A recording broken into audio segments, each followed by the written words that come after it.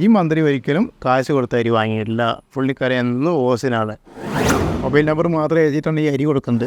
ഇല്ല അതേപോലെ. പക്ഷേ ഇവിടെ ചോദ്യമുണ്ട്, തൃശ്ശൂരും തിരുവനന്തപുരത്തും എന്തുകൊണ്ട് കൊടുത്തു? അരി നമ്മൾ കേരളീയരുടെ പ്രധാന ഭക്ഷണമാണ്.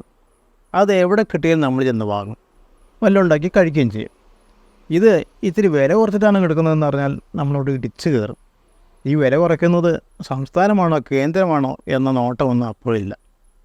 എന്തായാലും പറഞ്ഞിട്ടെന്താ, എത്രമാത്രം ചോദ്യങ്ങൾ വന്നു, എന്തൊക്കെ ട്രോളുകൾ വന്നു. പക്ഷെ ഒരു കാര്യം, തക്ക മറുപടി അപ്പോഴേ കിട്ടുന്നുണ്ട്.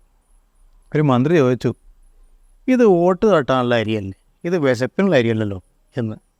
ഉടൻ കിട്ടിയ മറുപടി, മന്ത്രി വല്ലപ്പോഴൊക്കെ കാശ് കൊടുത്ത അരി വാങ്ങണം. അപ്പോൾ എന്തായി, മറുപടിയൊക്കെ ഓക്കെ. പക്ഷേ ആ മറുപടി ഈ ചോദ്യത്തിനുള്ള മറുപടി ആണോ എന്ന് ചോദിച്ചാൽ സംശയമാണ്. നമ്മളിപ്പോൾ എന്ത് മനസ്സിലാക്കിയും, ഈ മന്ത്രി ഒരിക്കലും കാശ് കൊടുത്ത അരി വാങ്ങിയിട്ടില്ല. പുള്ളിക്കാരൻ എന്നും ഓസിനാണ്. ഇത്ര തന്നെ മറ്റൊരാൾക്ക് ഉദ്ദേശമുള്ളൂ. സോഷ്യൽ മീഡിയയിൽ ഇതിന് മറുപടി കൊടുത്ത വ്യക്തിക്കും ഈ മന്ത്രിയൊന്ന് താത്താന്നേ ഉള്ളൂ. എന്തായാലും ഇനി ഒരു LDF-കാരാണ് ചോദിച്ചിരിക്കുക. LDF ചോദിക്കണം, നിങ്ങളെന്താ ഈ കാണിക്കുന്നത്, ഇത് വോട്ട് തട്ടാനില്ല. അപ്പം നിങ്ങൾ ചെയ്തതോ, നിങ്ങൾ പണ്ട് കിറ്റ് കൊടുത്തില്ലേ എന്നായും ചോദ്യം. അപ്പോൾ പിന്നെ ഒന്നും പറയാനില്ല. പക്ഷേ പറയാം, കിറ്റ് കൊടുത്തത് മാസങ്ങളോളം കൊടുത്തു, അത് ഇലക്ഷൻ്റെ മുമ്പല്ല, ഇതുപോലെ വോട്ട് വെക്കാത്തല്ല, റേഷൻ കടയിലായിരുന്നു എന്നൊക്കെ പറയാം. ആ പറഞ്ഞൊന്നും അങ്ങോട്ട് ഏസില്ല എന്ന് മാത്രം. എന്തായാലും ഈ കാര്യത്തെപ്പറ്റി പറയുമ്പോൾ പല കാര്യങ്ങളും നോക്കാനുണ്ട്. ഒന്നാമതായിട്ട്, എന്തിനാണിത് ഈ പൊതുവഴിയിൽ വെച്ച് കൊടുക്കുന്നത്? റേഷൻ കട നമ്മുടെ നാട്ടിൽ മുക്കിലും മൂലയിലൊക്കെ ഉണ്ട്. എന്തുകൊണ്ടാണ് അങ്ങനെ കൊടുത്തില്ല? അപ്പോൾ ചില കുഴപ്പങ്ങളുണ്ടായിന്. അത് അറിഞ്ഞതുകൊണ്ട് തന്നെ ആ കുഴപ്പത്തെപ്പറ്റി ബോധ്യമുള്ളതുകൊണ്ട് തന്നെ ഈ തേക്കിൻകാലം അരി വെച്ചിട്ട് അരി വന്നോടെ അരി ഇതാ 29 രൂപ മാത്രമേ ഉള്ളൂ എന്നൊക്കെ പറയുന്നത് വേറെ ലക്ഷ്യം വെച്ചിട്ടാണ്. ഈ രണ്ട് കുഴപ്പം എന്താ നോക്കാം. ഒന്നാമത്തെ കുഴപ്പം, ഇത് റേഷങ്ങളെ കൊടുത്താൽ അതിൻ്റെ ക്രെഡിറ്റ് നമ്മുടെ പിണറായി ഉണ്ടാവും.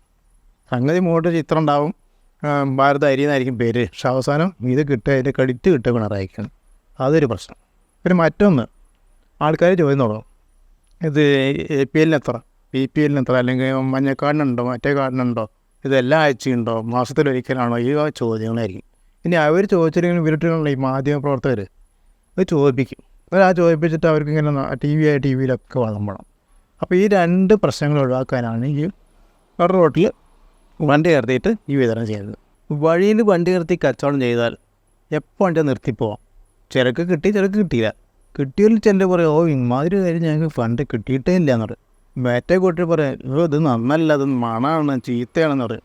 അതങ്ങനെ പറയാം, അത് നോക്കിയിട്ട് കാര്യമില്ല.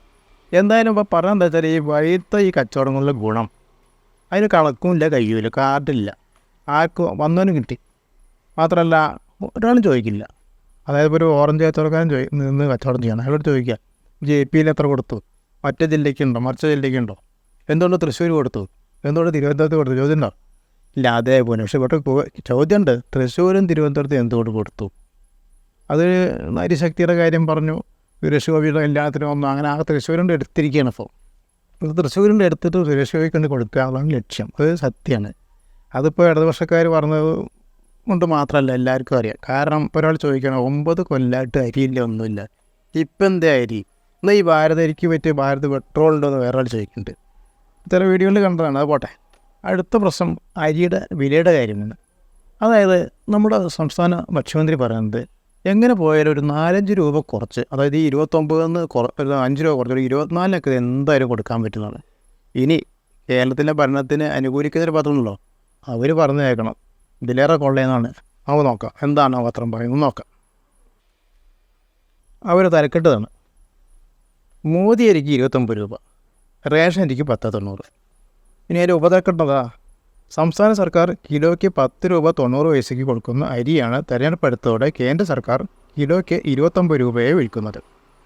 വാർത്ത വായിച്ച ഭ്രാന്താവും. കാരണം അവർ കുറേ അതിൻ്റെ വിശദീകരണങ്ങൾ കൂടി പറഞ്ഞിട്ടുണ്ട്. എന്താ നോക്കാം. കേന്ദ്രം കൈവിട്ട നീല വെള്ള കാർഡുകൾക്ക് അരി കൊടുക്കുന്നത് സംസ്ഥാനമാണ്. അതാണെങ്കിലോ FCIയിൽ നിന്ന് അധിക വിലയ്ക്ക് എടുത്ത് ആ അരി കുറച്ച് നഷ്ടം സഹിച്ചിട്ടാണ് കൊടുക്കുന്നത്. അത് കുറച്ച് കാലമായിട്ട് ഇതിന് 2 ലക്ഷം മെട്രിക് അരിയാണ് ഇതിന് വേണ്ടത്. അത് കേന്ദ്രം കുറച്ചു. ആ കുറച്ചിട്ട് അതെടുത്തിട്ടാണ് ഈ കളി. ആ കുറച്ചതിന് എതിരെ അത് തിരിച്ചു തരാമെന്നൊക്കെ പറഞ്ഞിട്ട് വീണ്ടും ആവശ്യപ്പെട്ടു. നവംബർ തൊട്ടിട്ടാണ് നിർത്തിയത്. അത് തീരെ സമ്മതിച്ചില്ല എന്ന് മാത്രമല്ല, അതെടുത്തിട്ട് ഇപ്പോൾ വോട്ടാക്കാൻ നോക്കുന്നത്.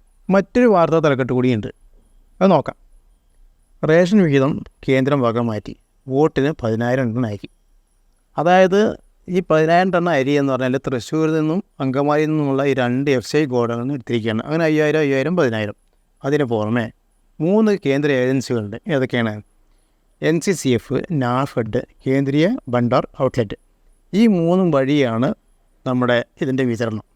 പക്ഷെ ഒരു കാര്യം, ഇവർക്ക് അതിനുള്ള സന്നാഹമില്ല. ഇത്രയും ആൾക്കാർക്ക് അരി കൊടുക്കാനുള്ള സന്നാഹം ഇവർക്കില്ല. അതുകൊണ്ട് എന്തുണ്ടാവും?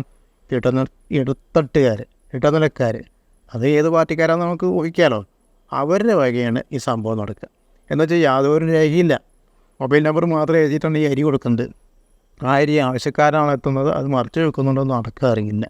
അപ്പോൾ ഇങ്ങനെയൊരു പ്രശ്നം കൂടി ഇതിലുണ്ട്. ഈ കേന്ദ്ര ഭരണത്തെ എപ്പോഴും താങ്ങിക്കൊണ്ടിരിക്കുന്നൊരു പത്രമുണ്ട്. ആ പത്രം പറയുന്നത് അത് പലതും മറച്ചു വയ്ക്കണം. അതായത് അവർ പറഞ്ഞത് ഇത് ഭാരത് ബ്രാൻഡ് അരിയാണ്.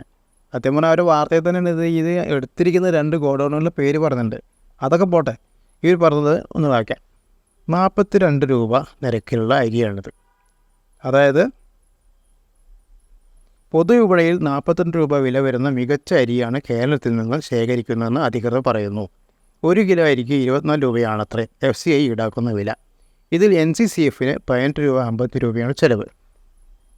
5 രൂപ 45 പൈസ കേന്ദ്രം സബ്സിഡിയായി കൊടുക്കുകയും ചെയ്യും. ഇനി നമുക്കൊന്ന് കൂട്ടി നോക്കാം. 18 രൂപ 55 പൈസ കൂട്ടണം 5 രൂപ 45 പൈസ, 24. അപ്പോൾ എവിടെ പോയി 5 രൂപ? 24ഉം 5ആണല്ലോ 29. അതിനെപ്പറ്റി പത്രം മിണ്ടുന്നില്ല. പത്രത്തിന് ആവശ്യം ഇതിനെങ്ങനെ പാടിപ്പോഴത്തെ മാത്രമാണ്. വ്യാഴാഴ്ചയാണ് നമ്മുടെ പാലക്കാട് അരി വിതരണം തുടങ്ങിയത്. ഈ പാലക്കാട്ടും കൊടുത്തിട്ടുണ്ട്. നിങ്ങൾ തൃശ്ശൂർ, തിരുവനന്തപുരം മാത്രം പറഞ്ഞിരിക്കുന്നത്. എന്താ പാലക്കാട്ട് കൊടുക്കാൻ കാരണം വെച്ചാൽ അവിടെ ഒരു മുനിസിപ്പാലിറ്റി ഭരിക്കുന്നത് ഈ പാർട്ടിയാണ്. എന്തോ ആയിക്കോട്ടെ, ഈ വ്യാഴാഴ്ച തന്ന സംഭവത്തെക്കുറിച്ച് വെള്ളിയാഴ്ചത്തെ പത്രത്തിൽ ആദ്യ ദിനം 1000 പേർക്ക് അരി എന്നാണ്. നമ്മൾ ശരിക്കും അടുത്ത ദിവസം അവിടെ ഉണ്ടെന്ന്. സത്യം പറഞ്ഞാൽ 10,000 ടൺ കൊടുന്നു, 1000 പേർക്ക് 10 കിലോ കൊടുത്തത് തീർന്നു. പിന്നെ അതേ പദ്ധതി കുറച്ച് അപ്പുറത്തുണ്ട്. ഈ ആദ്യ ദിനം ഇത്ര പറഞ്ഞാൽ നമ്മൾ ശരിക്കും 2ാം ദിനം വേറെ ഒന്നല്ലേ. പക്ഷേ 2ാം ദിനത്തിൽ കൊടുക്കുന്നത് അവിടെ അല്ല, ഒറ്റപ്പാലത്താണ്. അപ്പോൾ സർക്കാരിന് സപ്പോർട്ട് ചെയ്യാൻ വേണ്ടിയിട്ട് ഈ പത്രം ഒന്ന് ED എന്നൊരു പേടി എല്ലാ പത്രങ്ങൾക്കും എല്ലാ സ്ഥാപനങ്ങൾക്കും ഉണ്ട്. ഇപ്പോൾ കേന്ദ്രത്തിനോട് എതിർത്താൽ അപ്പോൾ EDയുടെ അന്വേഷണം വരികയാണ്. അതിൻ്റെ പേരിൽ മുട്ടുകൂട്ടി ഇടിച്ചിട്ടാണോ എന്നറിയില്ല, വളരെ ഖേദകരമായ രീതിയിൽ സപ്പോർട്ട് ചെയ്തുകൊണ്ടിരിക്കുകയാണ്. വേറെയുണ്ട്, അതൊക്കെ പറയാൻ പോയാൽ വലിയ താമസമാണ്. അതായത് ഒന്നാമത് ഈ സംഭവം ഇപ്പോൾ തുടങ്ങിയിട്ടേ ഉള്ളൂ. ഒരു 10-15 ദിവസമായിട്ടുള്ള തുടങ്ങിയിട്ട്. പക്ഷേ ഈ പത്രം പറയുന്നത് ഈ പരിപാടി മുമ്പുണ്ടായിരുന്നു എന്നാണ്. മുമ്പ് എവിടെ ഉണ്ടായിരുന്നു എന്ന് പറയണില്ല. നാളുകൾക്ക് മുമ്പ് നയിക്കുന്ന, നാളുകൾക്ക് മുമ്പ് പറഞ്ഞാൽ എന്താ, ഒരാഴ്ച മുമ്പും കൂടിയല്ല. അതുപോട്ടെ, ഇനി പറയാൻ പോകുന്നൊരു കാര്യം, നമ്മുടെ ഇത് കേരളത്തിലെ റേഷൻ കടകളിൽ കൂടെ കൊടുത്തുകൂടെ എന്ന് ചോദിക്കുന്ന കുറച്ച് പേര് റേഷൻ കടയിലൂടെ ഒരു കാര്യം കൊടുക്കാൻ നേരത്ത് അത് കേട്ടിട്ട് അതിനെ എതിർക്കുന്നുണ്ട്. എന്താണ് സംഭവം? നമ്മുടെ പ്രധാനമന്ത്രിയുടെ ചിത്രം നമ്മുടെ റേഷൻ കടയിലുണ്ടാവും. അതിൻ്റെ കൂടെ നിന്നൊരു സെൽഫി വേണ്ടവർക്ക് എടുക്കാമെന്നേ പറഞ്ഞുള്ള നിർബന്ധിച്ചിട്ടില്ല. അപ്പോഴേക്കും തുടങ്ങിയില്ലേ എന്ത് വകയിലാണ്, എങ്ങനെയാണ്, അപ്പോഴേക്കും കണക്ക് വന്നു. 826 കോടിയാണ് കേരളം കൊടുക്കുന്നത് ഈ റേഷൻ ചെലവിലേക്ക്. റേഷൻ നടത്തിപ്പിന് വേണ്ടി 826 കോടി രൂപ കേരളം കൊടുക്കുമ്പോൾ വെറും 86 രൂപ മാത്രമേ കേന്ദ്രം ചിലവാക്കുന്നു. പിന്നെ ആ സമയത്ത് എന്തിനാണ് ഇയാളുടെ ഫോട്ടോ എന്നാണ് ചോദ്യം. പക്ഷേ ഫോട്ടോ അല്ലേ, ഫോട്ടോ എടുത്തുകൊണ്ട് മാത്രം ഇവിടെ ഒന്നാകെ കേരളം മുഴുവൻ അങ്ങോട്ട് പോവുമോ? ഇവിടെ ഇപ്പോൾ കഴിഞ്ഞ തവണ 41.4 കോടിയാണത്ര ഇലക്ഷന് വേണ്ടിയിട്ട് ഇവിടെ ഇറക്കിയത്.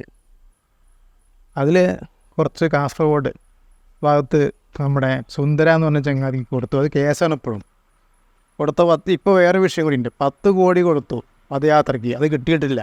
ആ പദയാത്രയ്ക്ക് ആളില്ല, ബൂത്തുകളിൽ എത്തിയിട്ടില്ല. അങ്ങനെ പല പല പ്രശ്നങ്ങളിലൊരു പാർട്ടിയാണ്. ആ പാർട്ടിയാണ് പേടിക്കുന്നത്. ആ പാർട്ടിയുടെ പ്രധാനമന്ത്രിയുടെ ഒരു ഫോട്ടോ വെച്ചിട്ട് 4 താല്പര്യക്കാരെടുത്ത് എന്തിന് പേടിക്കണം? ഇത് ഇവിടെ മുൻ അനുഭവങ്ങളുണ്ട്. എന്തായാലും വോട്ടിന് വേണ്ടി കുറച്ച് പേർക്ക് ഇത് കൊടുക്കുന്നു, സത്യമാണത്.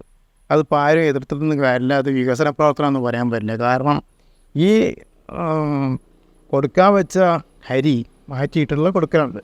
അപ്പോൾ അതുകൊണ്ട് അതിന് യാതൊരു കാരണവശാലും ആരും BJPക്കാർ പോലും ഇത് വിശ്വസിക്കില്ല. ഇത് ഒരു വലിയ കാര്യമാണ്, മഹത്തായ കാര്യമാണ്. കേരളത്തിലൊരു പ്രത്യേകിച്ചും വടക്കേന്ത്യയിലൊക്കെ ഇത് വലിയ സംഭവമായിരിക്കാം. പക്ഷേ ഇവിടുത്തെ കുറച്ചുകൂടി വിദ്യാഭ്യാസമുള്ള ആൾക്കാർക്ക് ഇത് അറിയാനായിട്ടില്ല. പക്ഷെ അവർക്ക് രക്ഷയില്ല, അതിൻ്റെ കൂടെ പോകാൻ പറ്റുള്ളൂ.